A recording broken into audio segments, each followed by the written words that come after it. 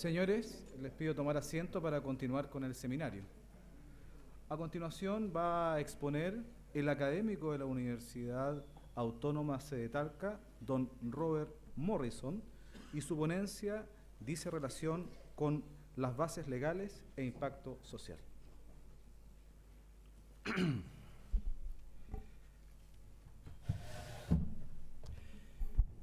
Bien, buenas tardes. Cuando hace unos meses, mes y algo, de la Corte de Apelaciones se nos solicitó que la Universidad Autónoma fuera sede de este seminario sobre acceso a la justicia, de inmediato le dijimos que sí. Y cuando a continuación se nos pidió que alguno de los académicos participara con alguna ponencia en este encuentro, hubo que asumir el desafío para dar el ejemplo, evidentemente. Y cuando nos encontramos con un tema como el presente, el acceso a la justicia, que es un tema, comillas, poco discutido, incluso entre los letrados, entre los abogados, evidentemente llama la atención. Y nos alegramos de esta asistencia, nos alegramos de la presencia de las autoridades del Poder Judicial, señores ministros, señores jueces, y desde luego hago llegar a ustedes el especial saludo de nuestro rector, doctor Teodoro Rivera, de nuestro decano, doctor José Francisco García, y de nuestro vicerrector de la sede, doctor Juan Toso. Y tener la posibilidad de estar aquí presentes, pero que esta actividad sea vista en todo Chile a través del canal del Poder Judicial vía streaming, también lo es, digamos. Es allegar a todos un tema tan interesante como este. Yo les voy a hablar hoy en una doble condición, como académico de esta universidad, de su Facultad de Derecho, y además como vicepresidente del Consejo Regional del Colegio de Abogados de Chile. No soy funcionario del Poder Judicial, no ejercí en menores en su época, no ejerzo actualmente en familia. La mayor cercanía que tuve con el área fueron los años que serví en la función de abogado integrante de la Ilustrísima Corte. Pero he aprendido mucho hoy día. Y es evidente que toda la estructura que está detrás de lo visible, que es lo que se ha expuesto especialmente por Fabiola, conlleva una responsabilidad del Poder Judicial como Poder del Estado hacia la sociedad, de las instituciones públicas relativas a los grupos vulnerables importantes. Este acceso a la justicia no es un tema chileno, lo decía bien don Lamberto. Este es un tema transversal en el mundo entero. Y voy a hacer una aseveración inicial para ello. El acceso a la justicia es el derecho humano que permite que los demás derechos humanos se hagan efectivos. Y los invito a continuación a ver un breve video que no es de Chile, es de Puerto Rico, aquí el Estado Libre Asociado a los Estados Unidos de América, con un lenguaje un poco distinto al nuestro, con algunas realidades sociales también diferentes, pero que me lo encontré buscando material sobre este tema que me interesó.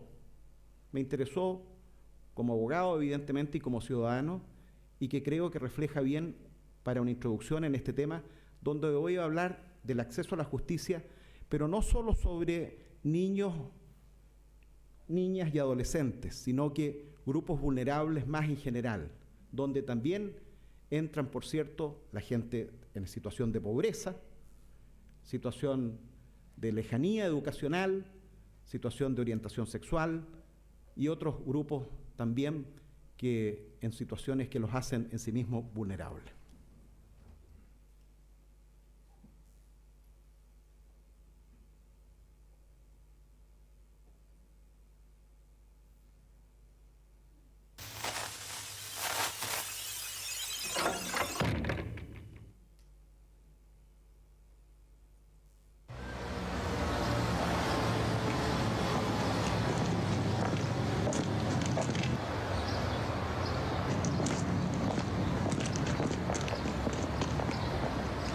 Puede ser el abogado precisamente.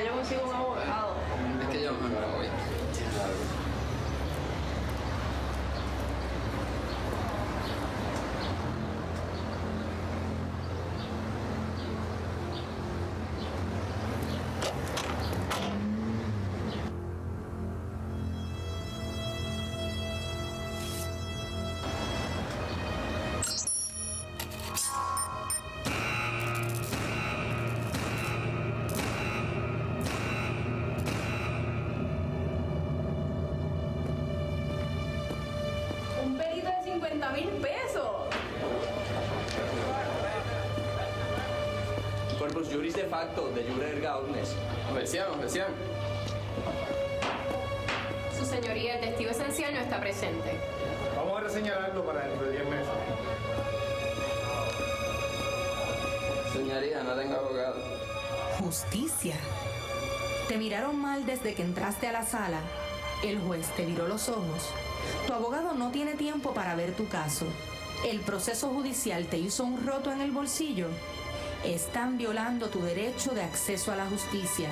Acceso a la justicia es que haya justicia sin importar que seas homosexual, sin importar que seas hombre o mujer, inmigrante, joven o envejeciente, impedido, pobre, transexual, negro o blanco, alta o bajita, rubio o pelinegro. Que el juez no se deje guiar por sus prejuicios, que el pobre no tenga una peor defensa, que el abogado pro bono tenga los mismos recursos que cualquier otro, que la justicia no dependa del dinero, que todos tengamos acceso. Si defiendes tu derecho, estás defendiendo el de todos.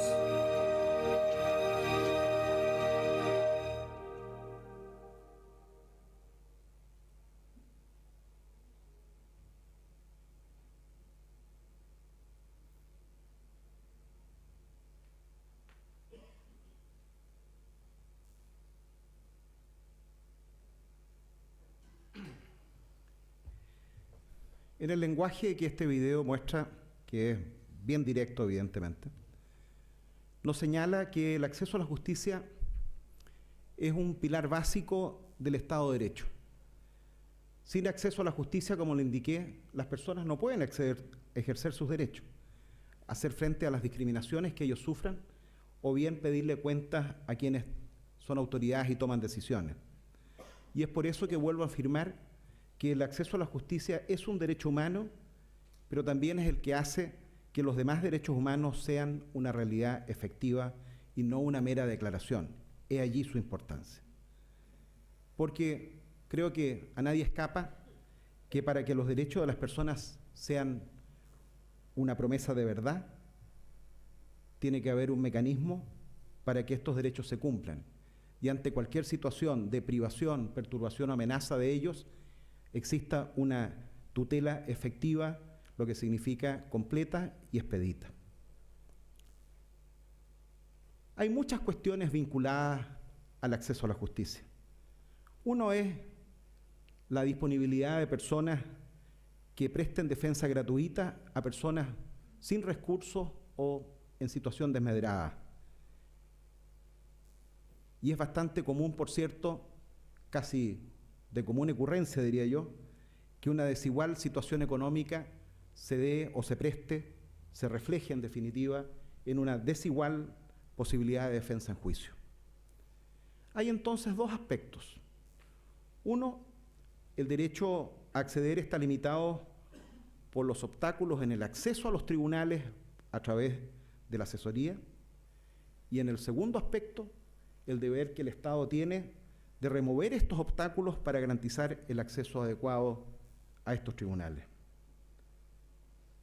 Porque las acciones que se realicen para otorgar servicios jurídicos a personas que carezcan de recursos son los que en definitiva nivelan, compensan esta desigualdad material que afecta a la defensa. Un dato en la historia. En el año 1495, hace más de 500 años ya, bajo el reinado de Enrique VII, el Parlamento de Inglaterra aprobó una ley especial para garantizar la asistencia jurídica gratuita y eximir de costos judiciales a las personas indigentes en los procesos civiles que se exigieran ante los tribunales del Common Law.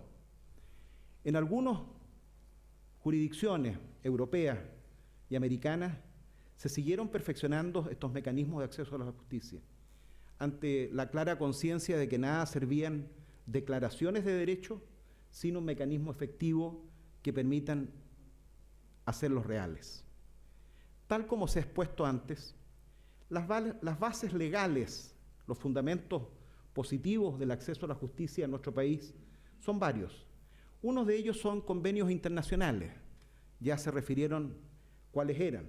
Voy a agregar la Declaración Universal de Derechos Humanos de 1948, el Pacto Internacional de Derechos Civiles y Políticos del año 1966, la Declaración Americana de los Derechos y Deberes del Hombre del año 1948 también, la Convención Americana de los Derechos Humanos del año 1969, los cuales posteriormente, algunos de ellos fueron posteriormente ratificados por Chile.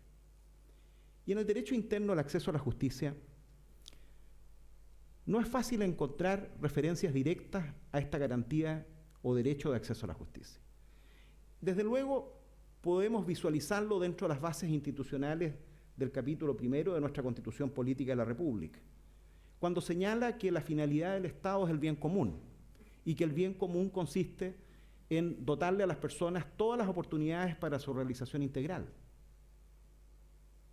O bien, cuando nos dice de que el Estado está al servicio de las personas y no al revés. Y esto implica de que el Estado entonces debe promover y proveer los medios para que esta facultad de ejercer los derechos de cada uno sea una realidad. También está en la responsabilidad de los jueces para conocer los asuntos que se le planteen, en el derecho de asistencia letrada en el ámbito penal a los detenidos, también en el Código Orgánico de Tribunales, cuando trata el derecho que tienen quienes acrediten esa condición, bajo ciertas condiciones, un privilegio de pobreza. Es evidente que en los últimos prácticamente 20 años, las profundas transformaciones que se han dado a los procedimientos judiciales en materia penal, de familia, laboral, han otorgado, mediante la creación de instituciones nuevas que acompañaron estas reformas, un acceso jamás imaginado a la justicia a amplios sectores de la población chilena. Pero esto no es solo una cosa normativa o institucional. Mucho de eso tiene que ver también con el crecimiento económico, no necesariamente desarrollo, con el crecimiento económico alcanzado en los últimos 20 años por nuestro país.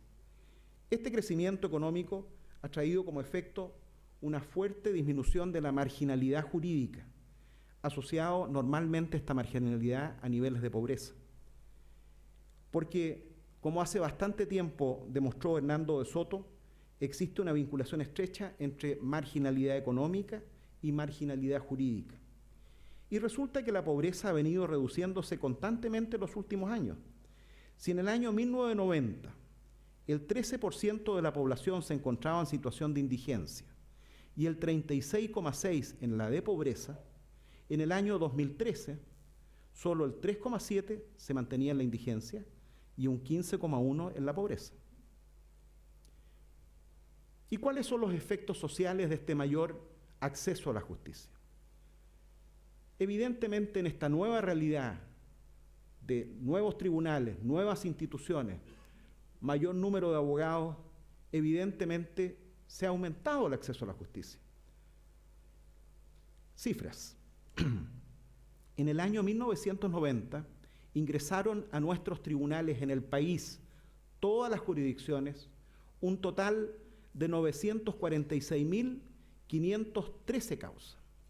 946.513. Lo que significaba un 0,07 causa por persona.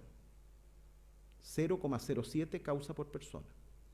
En el año 2013 ingresaron a primera instancia, excluidos los exhortos, 3.146.180 causas, lo que arroja un ratio de 0,19 causas por persona.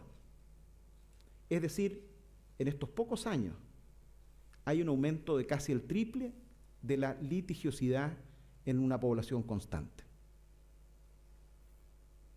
En buena medida, este aumento se debe a mayores aumentos de información, a la conciencia de los derechos por parte de la ciudadanía, pero también no es aventurado sostener que ello también se debe a que la mayor parte de la población ahora sí tiene la posibilidad de acceder a la asesoría legal por parte de un letrado.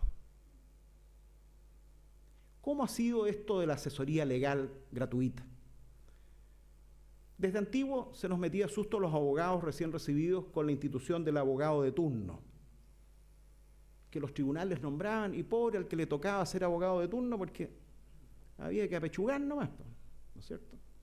Y a usted le llegaban causas civiles y penales y atenderlas gratis y atenderlas bien.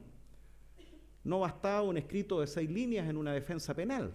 El juez lo llamaba y le llamaba la atención y le decía cumpla con su trabajo. Y claro, había muy pocos abogados en esa época.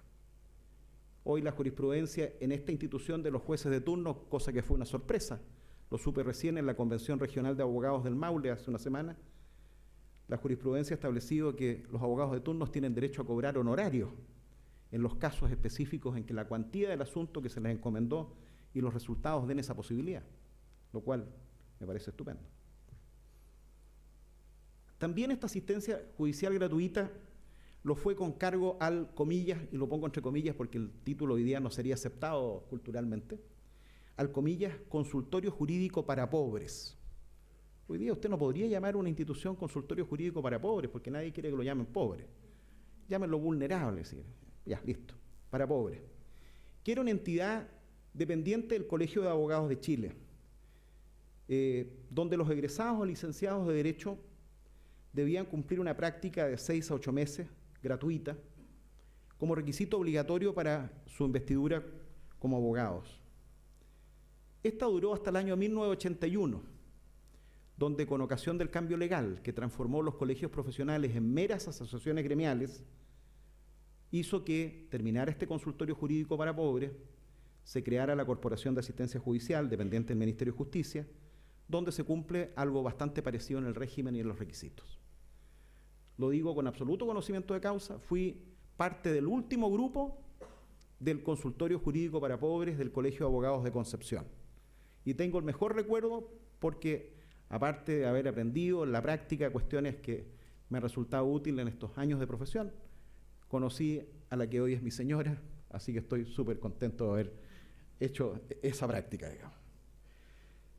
Bueno, evidentemente, hoy tenemos la Corporación de Asistencia Judicial, la tenemos prácticamente en todas las ciudades de Chile. Son cientos, miles quizás, de Arica a Punta Arenas, los jóvenes que están en sus prácticas. Esta es una práctica jurídica gratuita, especializada, de larga duración, no tan solo hay que cumplir el periodo, hay que esperar la aprobación de los informes, pero que permite el acceso a la justicia bajo asistencia letrada de muchas personas que de otra manera no podrían hacerlo. Y evidentemente es una carga a estos jóvenes, una carga legal, que muchas veces se les complica. Ya no son estudiantes, ya son profesionales casi. Y estos verdaderos apóstoles medio obligados tienen que cumplir horarios y no tan solo de manera gratuita, sino que muchas veces tienen que pagar. Son como los bomberos, por servir pagan. Varios postulantes se quejan de que tienen que pagarle al cliente o al que están atendiendo los pasajes para que la causa siga y pueda atenderse. Bueno, quiero anticiparles que el Colegio de Abogados de Chile le está pidiendo al Ministerio de Transporte el otorgamiento de un pase en la locomoción para los postulantes de la Corporación Administrativa del Poder Judicial, que no va a solucionar mucho, pero evidentemente algo va a colaborar, va a aliviar esta carga. En nuestra ciudad de Talca son aproximadamente 50 jóvenes que están en esta etapa en la corporación. Más todavía, también trabajan para hacer posible el acceso real a la justicia las llamadas clínicas jurídicas, que en el caso de Talca corresponden a las clínicas jurídicas de las 3 universidades que imparten la carrera de Derecho. En el caso de esta universidad, la Universidad Autónoma de Chile, son 45 alumnos en cada semestre, 45 en el primero, 45 en el segundo, que realizan su clínica jurídica bajo la tuición de sus profesores, llevando a tribunales causas de familia, causas laborales, causas civiles, no penales, ahí no se puede. Como parte de la formación profesional, llevando a la práctica los conocimientos y destrezas adquiridas en su formación. De manera que, sumando las 3 clínicas jurídicas y la corporación, hay en este instante 200 jóvenes, estudiantes, egresados o licenciados de Derecho, que hacen efectivo el derecho a la justicia, y si bien, claro, cumplen un requisito que se le exige para su titulación, lo hacen como vocación de servicio, evidentemente. Y no puedo dejar pasar la oportunidad de que vaya un reconocimiento personal por el esfuerzo que ellos hacen en pos de mejorar la sociedad y en darle atención debida a cada uno. Porque aquí el beneficio es mutuo. El beneficio es a la persona que concurre y también el beneficio es al postulante o al estudiante, que de esa manera, ¿no es cierto?, enriquece su formación, los ejerce bajo valores éticos y básicamente, y lo esencial, desarrolla una capacidad de gestión, de resolución de conflictos, en los casos que conocen, que como profesor antiguo debo decir que hoy los estudios, las empresas y las instituciones valoran mucho más que los meros conocimientos de papel. Me refiero a la capacidad de formación ética, de gestión y resolución de los conflictos que conocen. Y por último, no por eso menos importante, quiero decirles que en Chile existe una amplia red de abogados de experiencia, de prestigio, que también posibilitan el acceso a la justicia. Son los llamados de las fundaciones pro bono. En efecto, en todas las ciudades de Chile existen abogados que silenciosamente, de manera anónima, atienden causas de manera gratuita, sin reconocimiento y sin esperar ninguna mención. Para ellos, evidentemente, también anónimamente en su función, un reconocimiento de nuestra parte. Hemos hablado de acceso a la justicia. Evidentemente, el acceso a la justicia es un derecho humano que nos entrega nuestra condición de ciudadanos de nuestra patria. Pero, como otros han dicho antes, la ciudadanía también tiene derechos y también tiene deberes. Son como las dos caras de una moneda. Los derechos tienen su contrapartida en los deberes y los deberes tienen su correlato en los derechos. Por eso, al menos en mi opinión, este acceso a la justicia, prestado principalmente por operadores gratuitos de la representación en tribunales de las partes, supone y exige también por parte de la ciudadanía una ciudadanía que también sea responsable, con conocimiento de sus derechos, pero también cumplidora de sus deberes, en los distintos ámbitos en que es necesario propio de la vida en sociedad. Concluyo diciendo de que, ya lo indiqué, no ejerzo en el área de familia ni antes menores. El Poder Judicial está desarrollando, me doy cuenta, un tremendo trabajo en esta materia de protección especialmente a menores, lo cual me parece estupendo, porque como tratemos a nuestros niños nos refleja como sociedad. Y eso es un pensamiento que nunca debemos abandonar. Reitero el agradecimiento a la Corte de Apelaciones por la invitación a exponer en esta tarde y realmente deseo que lo que aquí se ha expuesto pueda también en esta región, Fabiola, a la brevedad, hacerse carne como se merece. Muchas gracias.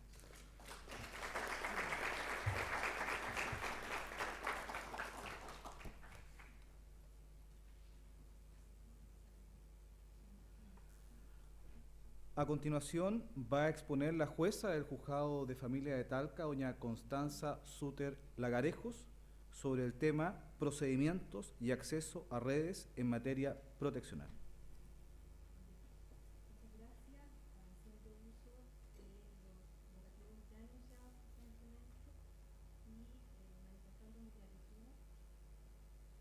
¿No se escucha? Entonces, haciendo uso de los vocativos ya anunciados precedentemente y manifestando mi agradecimiento a la ilustrísima Corte de Apelaciones de esta ciudad por permitirme esta oportunidad de intervenir en este seminario respecto del procedimiento y acceso a redes en materia proteccional. ¿Sí? Sí. Bien, a mí me corresponde entonces hablar respecto a este procedimiento especial para la aplicación de medidas de protección de conformidad a la Ley 19.968, que es la ley que crea los tribunales de familia y que entra en vigencia el 1 de octubre del año 2005.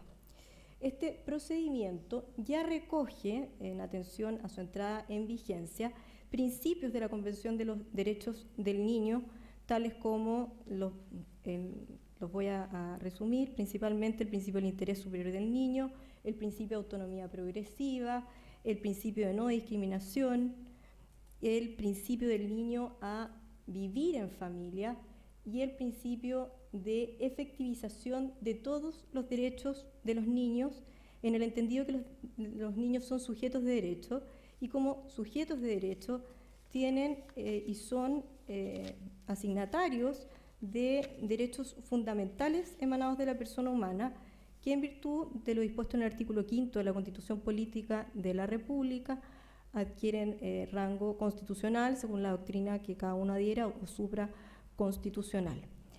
En este contexto, las reglas de Brasilia han sido aplicadas en nuestro procedimiento a través del Tribunal de Familia en virtud del acuerdo plasmado por el Comité de Jueces número 34 de fecha 27 de noviembre del año 2015 y al tenor de lo dispuesto en el acta número 98 del año 2009 y el acta 135 del año 2010, que hace aplicable estas reglas a nuestros tribunales de familia. El procedimiento, todos saben que se inicia por cualquier persona, es un procedimiento que es desformalizado, que no requiere de patrocinio de abogado, como el procedimiento ordinario en tribunales de familia, y justamente el fin es garantizar el derecho fundamental que tienen los niños de acceso a la justicia. Cualquier persona que tiene conocimiento respecto de una vulneración grave del derecho de algún niño tiene la obligación de presentar un requerimiento proteccional directamente en el Tribunal de Familia o a través de las redes del Servicio Nacional de Menores o a través de las unidades de salud o incluso las unidades policiales. ¿Bien?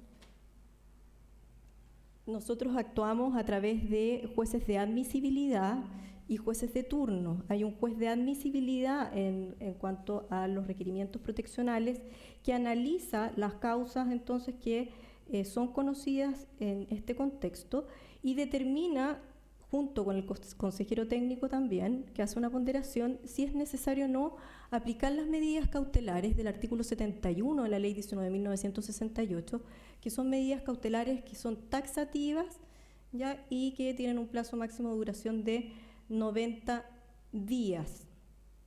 Asimismo, todos los jueces hacemos turno por 24 horas con el fin entonces de recibir los requerimientos especialmente de las unidades policiales respecto de la adopción de medidas cautelares durante incluso la noche, ¿no es cierto? En horas de la madrugada nos llaman para señalarnos que hay un niño en situación de calle y nosotros necesariamente tenemos que adoptar una medida cautelar aún antes del inicio del procedimiento. Bien, uno de los principios también rectores de nuestro procedimiento, como ya lo señalé, es el principio de los niños a vivir en familia, es decir, un niño no puede ser separado de su familia de origen, biológica o no biológica, sino cuando es estrictamente necesario. Nosotros los jueces recurrimos a las redes del Servicio Nacional de Menores con el fin de obtener informes diagnósticos, ¿ya? Y esos informes diagnósticos nos permiten establecer durante la tramitación del procedimiento si es necesario o no aplicar una medida cautelar, que en este caso podría ser la separación de sus padres, pero por el término mínimo posible. Nosotros ya sabemos cuáles son los efectos de la institucionalización de los niños, ¿ya? Los efectos nocivos que ello produce.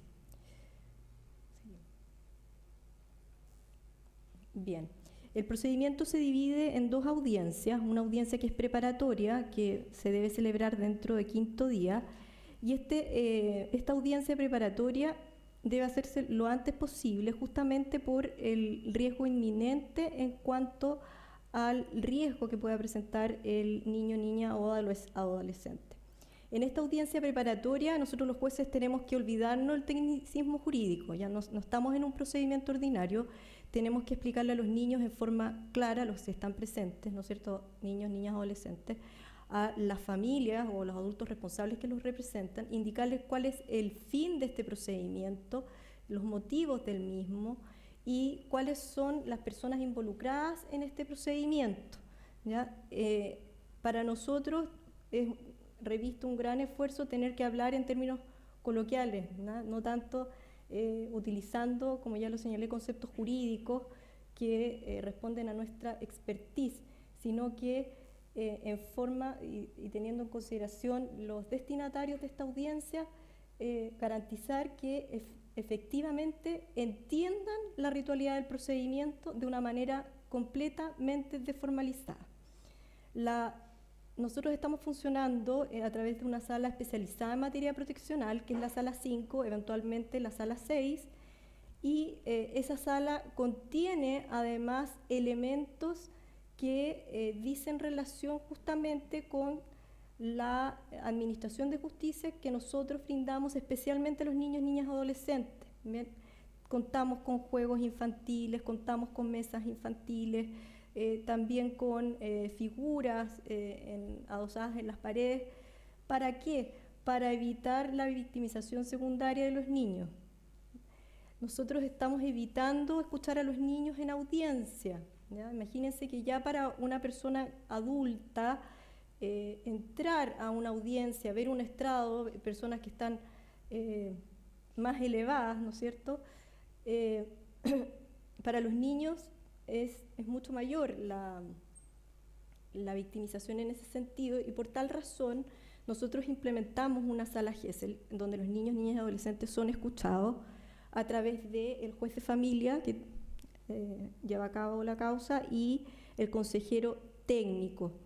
Esta sala GESEL es una sala espejo, hay una oficina que es adaptada para los niños y esos niños son entrevistados por los consejeros técnicos que están capacitados para formular la entrevista, y los jueces y el curador que representa a los niños están al otro lado de la sala dirigiendo preguntas, ¿bien?, a través de micrófono.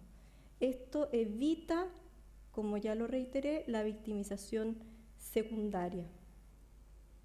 Una vez entonces que se realiza la audiencia preparatoria, si contamos con todos los medios de prueba, dictamos sentencia de inmediato de manera oral, indicando los motivos, los fundamentos de nuestra decisión y la duración. Es importante señalar la duración de la sentencia, a veces se omite este requisito, pero es fundamental. ¿Por qué? Porque estas medidas de protección son esencialmente transitorias, ¿ya? Mientras dure la vulneración, se aplican estas medidas de protección. Una vez que cesan, hay que dejarlas sin efecto. Si se necesitan informes periciales, ¿ya?, contamos con centros de diagnóstico a través de los DAM Quilugú principalmente, para los efectos que realicen unas evaluaciones de condición de protección de los derechos de los niños, niñas, adolescentes y ejercicio de la parentalidad de los padres o adultos responsables. Cuando exigimos estos informes periciales, fijamos una audiencia de juicio. Pero, entre tanto, para evitar lo que señalaba doña Fabiola, la suspensión de las audiencias, nosotros lo que realizamos en la práctica es suspender la causa, mantenerla en sala virtual, y una vez que contamos con esos informes, la agendamos en el sistema, citando entonces a todos los involucrados en estas causas. Bien. Luego entonces se realiza la audiencia de juicio, se incorpora la prueba, se escucha a las partes, a los niños, niñas, adolescentes, y la opinión del consejero técnico es primordial. Nosotros trabajamos a través de 2 consejeros técnicos en una sala que van haciendo las ponderaciones, las evaluaciones, también las entrevistas a las personas que concurren al tribunal solicitando una medida de protección. Asimismo, está plasmado en este procedimiento el principio de solución colaborativa. Lo que pretendemos nosotros es evitar la judicialización de las causas, evitar imponer nuestra decisión, sin antes contar con la posibilidad de que las propias partes solucionen su conflicto si es que ello fuere posible. Y de inmediato se dicta la sentencia, se señalan los objetivos y el tiempo de duración de la misma. Una vez que se dicta sentencia, adquiere gran importancia la conexión que nosotros como tribunales tenemos con las redes, ¿bien? Y es lo que señaló Fabiola, lo que dice relación con la etapa de cumplimiento de la medida de protección. Las medidas aplicables son las del artículo 30 de la ley 16.618. Normalmente se confunden con las medidas cautelares del artículo 71 de la ley 19.968 que crean los tribunales de familia. No hay que confundirlo. Las del 71 son taxativas, son medidas cautelares que tienen una duración de 90 días. Las medidas de protección del artículo 30 de la ley 16.618 no son taxativas y permiten entonces al tribunal disponer la concurrencia de los niños, niñas, adolescentes y a los miembros del grupo familiar a programas de acciones de apoyo, reparación u orientación y disponer el ingreso de los niños, niñas, adolescentes a un centro de tránsito, distribución, hogar sustituto o derechamente centros residenciales como medida de última ratio.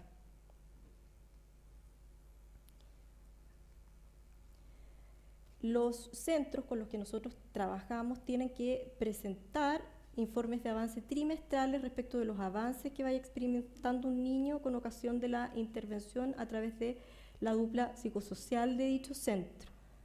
El incumplimiento de estas medidas adoptadas pueden conllevar sustituir, ¿no es cierto?, estas medidas por otra o decretar apremios.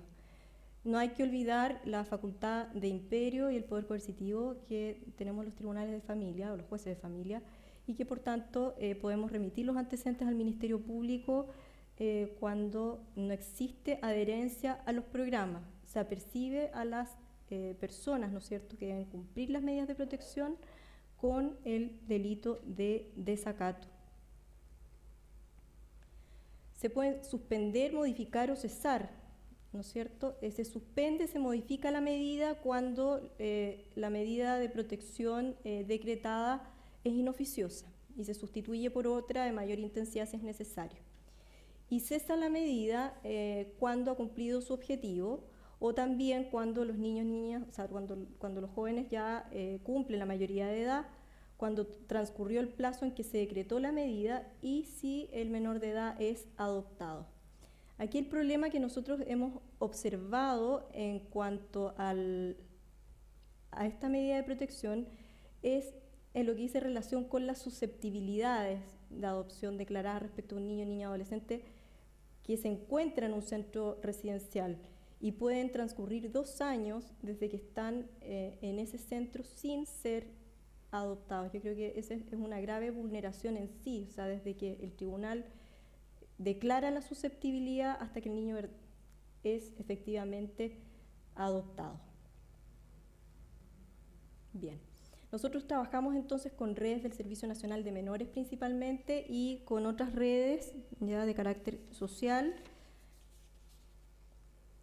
y existen distintos programas. Contamos con programas ambulatorios y con programas de internación en centros residenciales. Los ambulatorios, está la OPD de San Clemente, voy a pasarlo rápido, el programa de prevención focalizada PPF San Clemente, que es un programa de intervención que dice relación con niños, adolescentes gravemente vulnerados en sus derechos, sí, de mediana complejidad, y ahí tiene por fin prevenir el riesgo de cronificación. Por ejemplo, en el caso de que los niños son testigos de violencia intrafamiliar, en el caso de existir maltrato físico, psicológico, o cuando es necesario la intervención psicosocial para contribuir a la restitución de sus derechos. Los centros de diagnóstico Damqui y Lubún, como ya lo señalé, tienen gran importancia cuando nosotros adoptamos medidas cautelares y tienen por fin realizar evaluaciones de condiciones de protección de los niños y ejercicio de la parentalidad de los progenitores o de otros adultos responsables. También Contamos con un centro especializado en reparación de maltrato infantil grave y abuso sexual infantil a través de Cumelcam, a través de PRM ADRA San Clemente Maule y Yequén. Y los servicios que presta este centro es la reparación a niños, niñas y adolescentes víctimas de maltrato infantil grave o abuso sexual de Talca, Río Claro, Pelarco y San Rafael. Contamos además con la familia de acogida especializada, FAE ProADRA, y este programa adquiere gran relevancia si nosotros pretendemos que los niños permanezcan el menor tiempo posible institucionalizados. Y este programa trabaja con la familia de origen y extensa para restablecer las condiciones que permitan a ese niño la reinserción familiar. Insisto, el derecho del niño a vivir en familia. El programa de intervención especializada PIE Opción es un programa ambulatorio y que tiene cobertura en Talca, Pelarco, San Rafael, Río Claro, San Clemente, Maule y Pencahue. Contribuye necesariamente a la restitución de los derechos y a la reparación psicosocial de niños, niñas y adolescentes menores de 18 años que presenten situaciones de alta complejidad.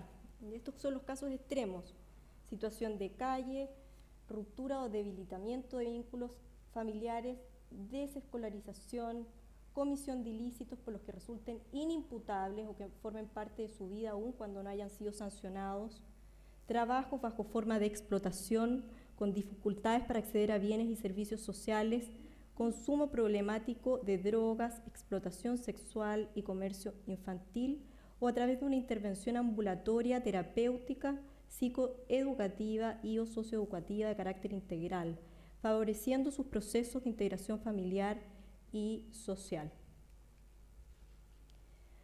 Contamos también con el programa Paz Maule, que en realidad los destinatarios son los agresores sexuales, PAD Los Cipreses, que es un programa ambulatorio de discapacidad con convenio con CENAME, programa de atención integral familiar 24 horas, que cumple 2 fines: detección temprana a través de sus evaluaciones y una terapia multisistémica cuando la evaluación de la situación de riesgo da cuenta de alto riesgo de compromiso sociodelictual del joven, y realizan una terapia breve con la familia.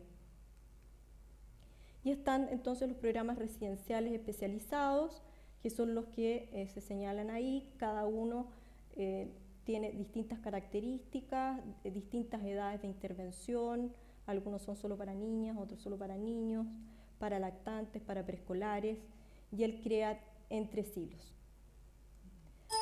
Bien, la principal falencia, y ya que está Fabiola aquí se lo comento, es que no contamos con una unidad ya de corta estadía a nivel psiquiátrico respecto de las patologías psiquiátricas que puedan presentar niños adolescentes gravemente vulnerados en sus derechos, y eso en realidad nos limita harto la intervención, ¿ya?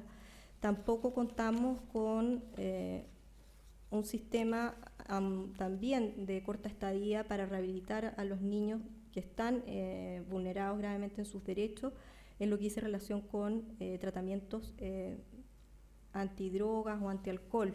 Normalmente hay que derivarlos a otras regiones, a Nueva Imperial o a la región metropolitana. Así que esa es algo, una crítica que en realidad tiene por fin que en un futuro no lejano podamos contar con ese importante recurso. Bien. Y aquí entonces finalizo con esta intervención.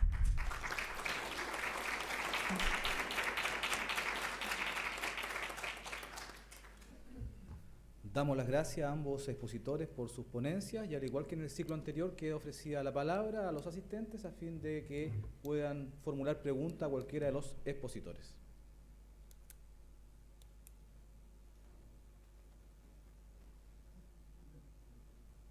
Quedó claro.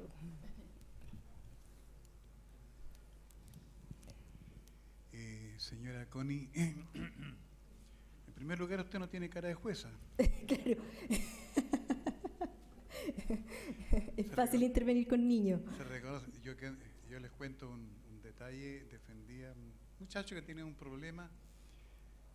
Ella nos atendió como acostumbra y se despidió del chico con un beso.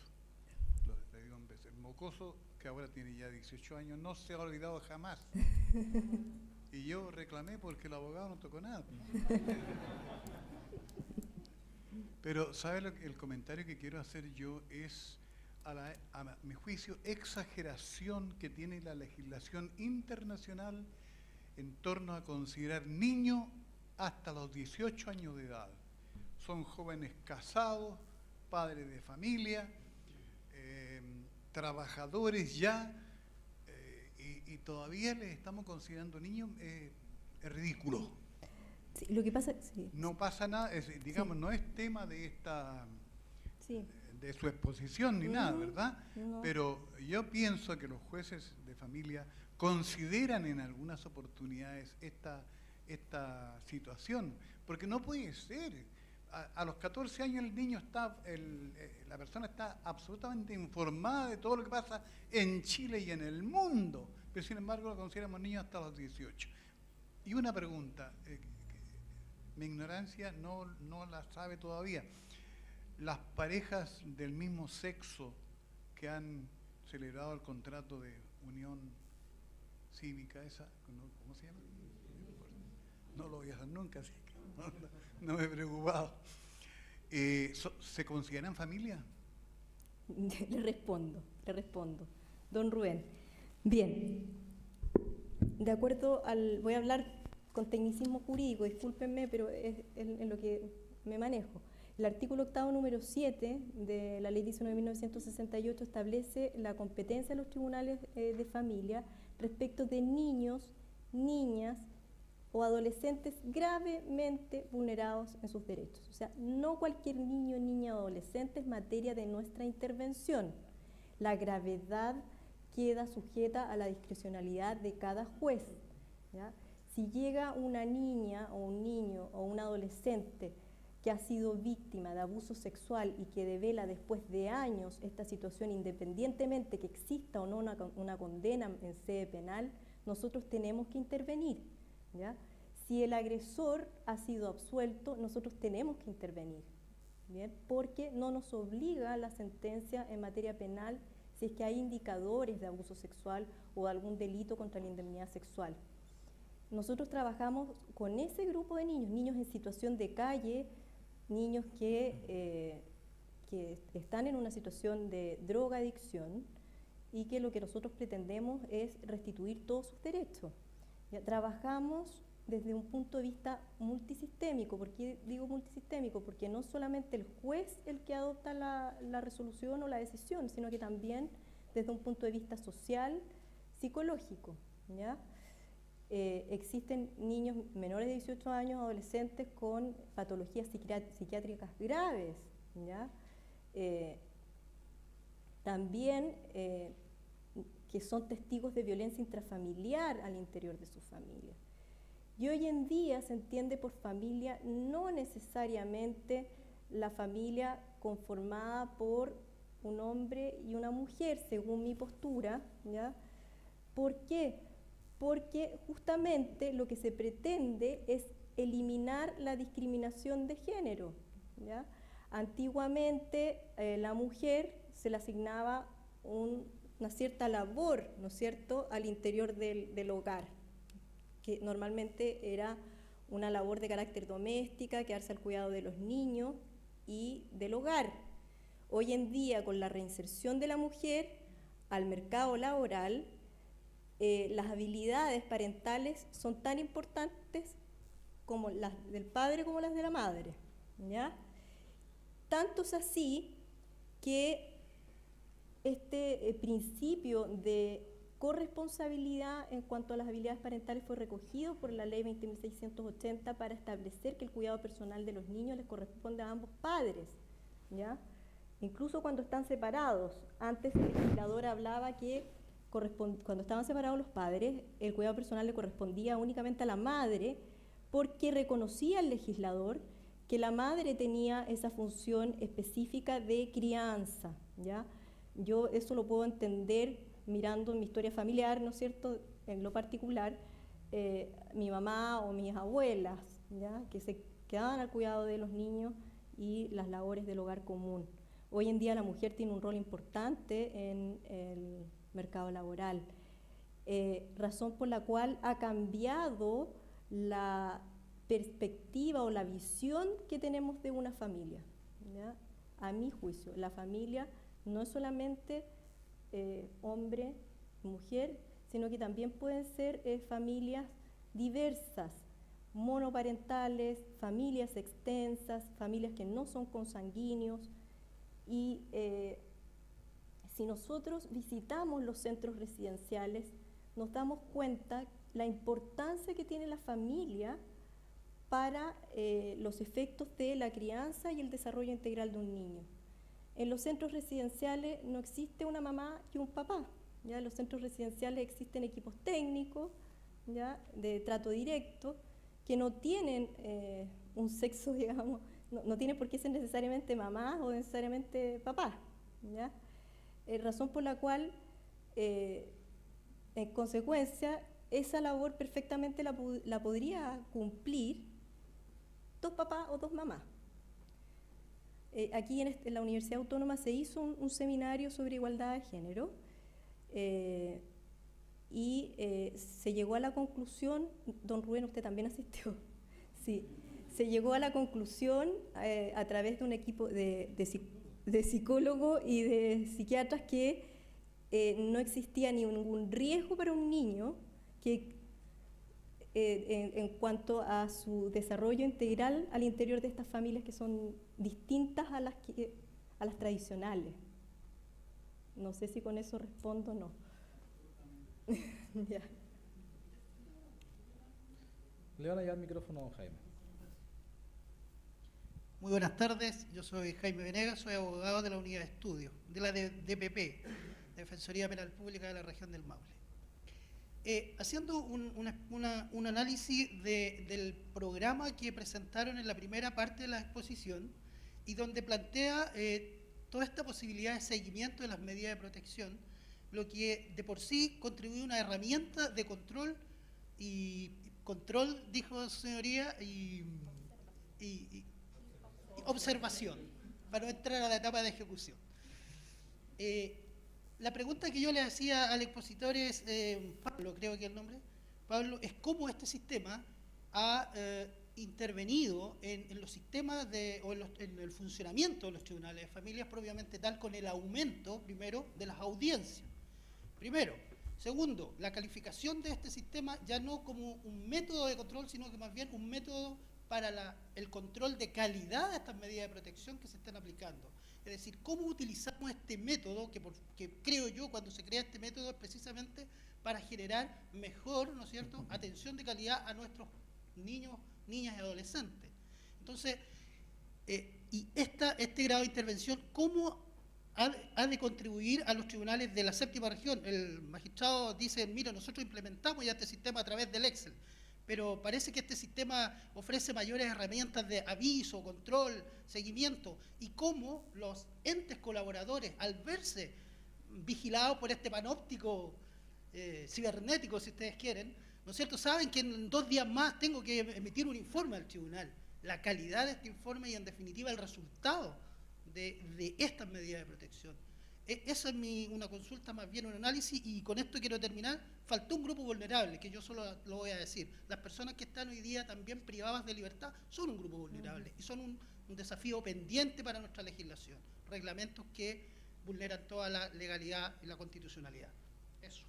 A don Pablo y a la magistrada la consulta.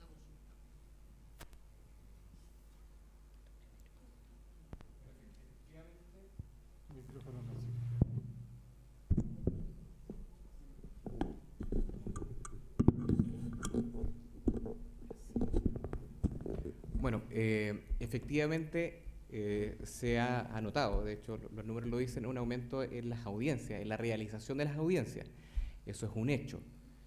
Hoy día la observación de la medida de protección y de la intervención es mucho más eficiente.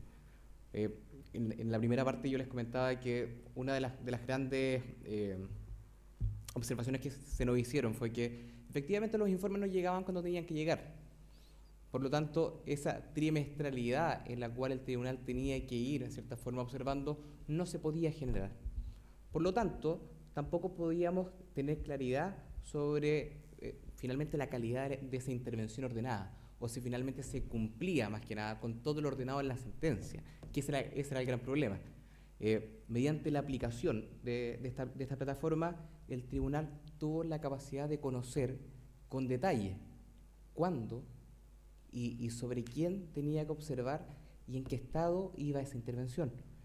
Nosotros conversábamos también en el break, en el coffee break, sobre un fenómeno que para nosotros fue bastante, y es todavía bastante llamativo, bastante beneficioso, que no solamente se logra una observación, sino que creo que desde el trabajo que han tenido los centros con la institución se comprendió que este es un trabajo en conjunto. O sea, el Poder Judicial hoy día necesita de todas estas instituciones que colaboran para que, entre comillas, nuestros niños puedan estar en un muy buen estado. O sea, entendemos que hay una necesidad. Si no lográbamos comprender que esto es para poder unirnos un poco más, para entender que el trabajo en equipo, probablemente esta iniciativa hubiese fracasado, hubiese sido solamente un control. Hoy día, en las 3 jurisdicciones se ha transformado en un trabajo en equipo, en un trabajo en el cual el centro de cumplimiento, el centro de observación, el tribunal y cada uno de los programas han podido sentarse, poder llegar a acuerdos y poder conversar de cómo mejoramos el servicio, que como también yo dije al final de mi intervención, este servicio va en directo beneficio de cada uno de nuestros niños. Y qué cosa más importante poder trabajar en equipo si es por ellos. Así que, en cierta forma, al tener la posibilidad de poder observar, la calidad de esa intervención obviamente ha mejorado, y ha mejorado sustancialmente. Gracias.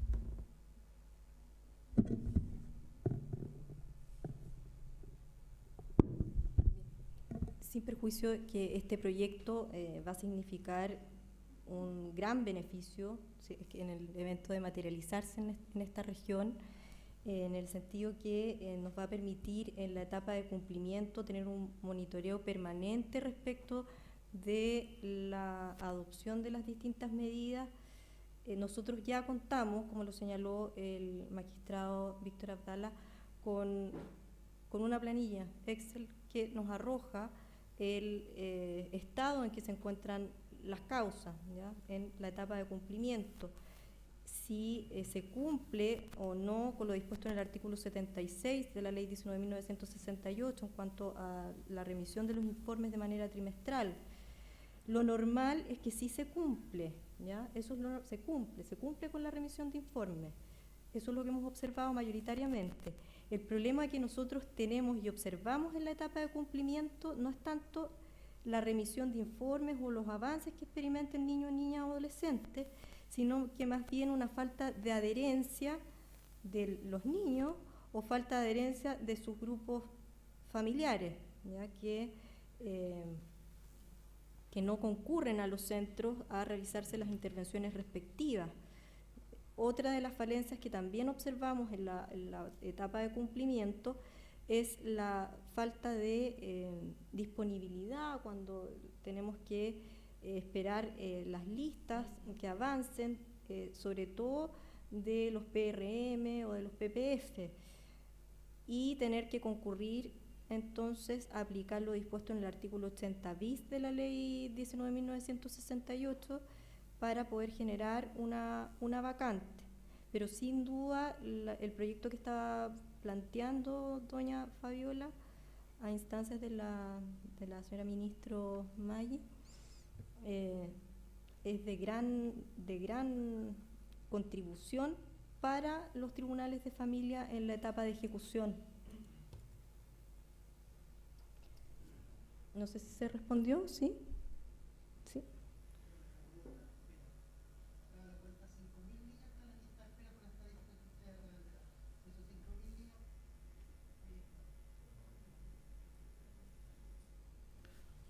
Bueno, don Jaime, para no dejar tampoco esperando la próxima pregunta, vamos a hacer la palabra. Muy buenas tardes, mi nombre es Ana Cecilia Ratamal, directora regional de CENAME. Primero saludar la iniciativa del seminario hoy día tan en boga y tan preocupante el tema de la situación de los niños vulnerados en sus derechos. ¿Ya? Y segundo, por supuesto, agradecer la iniciativa de la invitación, a la cual, por supuesto, junto con los abogados del área de justicia juvenil y de protección de derechos, accedimos inmediatamente. Mi consulta es al señor ministro de la Corte. La verdad es que tomándome de la última intervención que hace la magistrada Suter respecto de la falta inminente, particularmente en la región, de la respuesta de salud a los niños, porque en el 90% de nuestros niños vulnerados en sus derechos tienen alguna patología psiquiátrica o alguna patología dual asociada al consumo y a trastornos psiquiátricos, el cual, la verdad, nosotros, desde la especificidad del servicio, no podemos abordar. Y en ese entendido, ministro, la verdad es que mi pregunta es si existe algún pronunciamiento de parte vuestra o de vuestra institución o regionalmente, particularmente acá, respecto de cómo vamos a abordar esa situación y cómo le vamos a dar respuesta cuando en salud no tenemos respuesta a eso que forma parte del derecho número 6 de la Convención Internacional, que es el derecho a la salud. Una pregunta bastante similar escuchamos en el seminario que realizamos en Iquique a propósito de los migrantes, porque precisamente se mencionaba la situación de los migrantes que estaban siendo atendidos por los servicios de salud, es un poco inverso, pero por eso digo bastante similar, estaban siendo atendidos por los servicios de salud y no podían progresar en esta atención porque no tenían sistemas de identificación. Entonces quedaban topados y no podían ser pasados, ¿no es cierto?, a la etapa siguiente, y felizmente contábamos allí con alguien del Servicio de Registro Civil que dio las soluciones de emergencia para esas situaciones de urgencia, pero no una cosa permanente.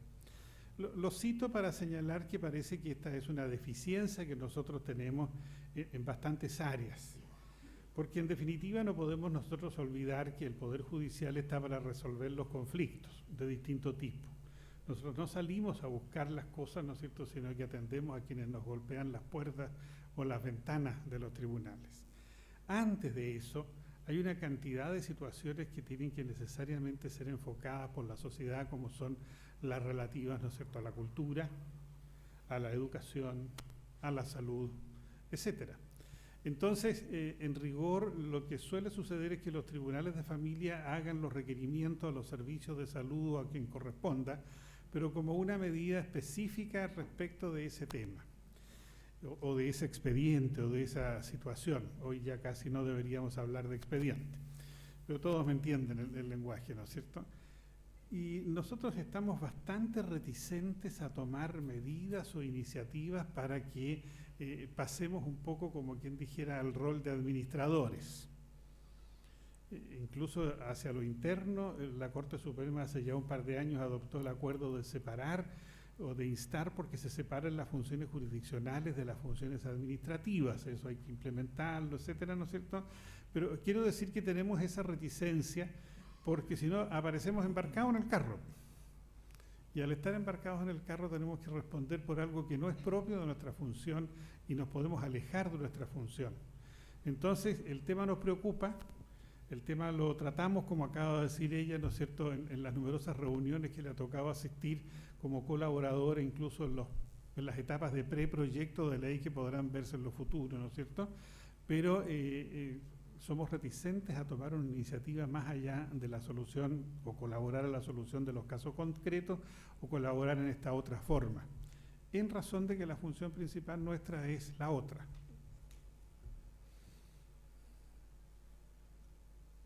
No existiendo más preguntas, damos por concluido este seminario. Nuevamente agradecemos a todos y cada uno de los expositores y especialmente a quienes hoy nos han acompañado. Muchas gracias.